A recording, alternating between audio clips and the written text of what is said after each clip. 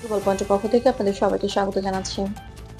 মধ্যপ্রাচ্যের পরিস্থিতি এখন জটিল ও সংবেদনশীল। চলমান রাজনৈতিক ও সামরিক কার্যক্রমের প্রভাব অঞ্চলের বিভিন্ন দেশের উপর স্পষ্টভাবে পড়েছে। সাম্প্রতিক সময়ে মার্কিন প্রেসিডেন্ট ডোনাল্ড ট্রাম্প ইরানের সঙ্গে সরাসরি আলোচনার সম্ভাবনা নাকচ করেছেন। সরাসরি আন্তর্জাতিক কূটনীতিক ও নিরাপত্তা বিশ্লেষকরা মনে করছেন এই পদক্ষেপ আঞ্চলিক স্থিতিশীলতা এবং আন্তর্জাতিক সম্পর্কের উপর সরাসরি প্রভাব ফেলতে পারে। ৭৮৭ জন পর্যন্ত প্রাণহানি হয়েছে, যা মধ্যপ্রাচ্যের নাগরিকদের নিরাপত্তার জন্য সতর্কতার প্রয়োজনীয়তা আরো বাড়িয়েছে। তবে বিভিন্ন স্থানীয় প্রশাসন এবং জরুরি পরিষেবাগুলো দ্রুত কাজ করছে যাতে সাধারণ মানুষের উপর প্রভাব সীমিত রাখা যায়।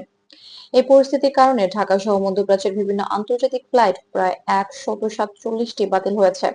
বিমান চলাচল বন্ধ থাকার কারণে প্রবাসী নাগরিক, ব্যবসায়ী এবং পর্যটকরা সমস্যায় পড়ছেন। বিশেষ করে ঈদের সময় যাতায়াত সীমিত হওয়ায় পারিবারিক মিলনেও বিলম্ব ঘটছে। এছাড়া মধ্যপ্রাচ্যের কিছু দেশে নাগরিকরা সতর্কভাবে চলাচল করছেন এবং স্থানীয় প্রশাসনের নির্দেশনা মেনে চলছেন। বিশেষজ্ঞরা বলছেন, রাজনৈতিক ও অর্থনৈতিক চাপ, যাতায়াতের সীমাবদ্ধতা এবং নিরাপত্তা ব্যবস্থার মধ্যে ভারসাম্য বজায় রাখা এখন বড় চ্যালেঞ্জ।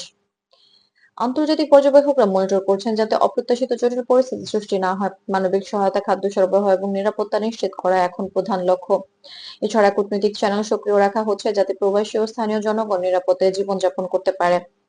সারসংক্ষেপে বলা যায়, ইরান ও যুক্তরাষ্ট্রের সম্পর্ক এখন মধ্যপ্রাচ্যের বিমান চলাচল সীমিততা, প্রবাসী ও স্থানীয় জনগণের জীবনযাত্রায় সরাসরি প্রভাব ফেলছে।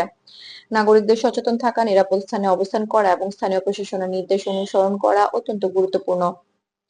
গ্লোবাল পয়েন্ট প্রতিদিন আপনাদের সরবরাহ করবে সত্য, নিরপেক্ষ এবং যাচাইযোগ্য তথ্য। মধ্যপ্রাচ্যের বর্তমান পরিস্থিতি, প্রভাবিত অঞ্চলের নাগরিকদের নিরাপত্তা এবং আন্তর্জাতিক কূটনীতিক সম্পর্কে সর্বশেষ আপডেট পেতে আমাদের চ্যানেলটি সাবস্ক্রাইব করে সাথেই থাকুন।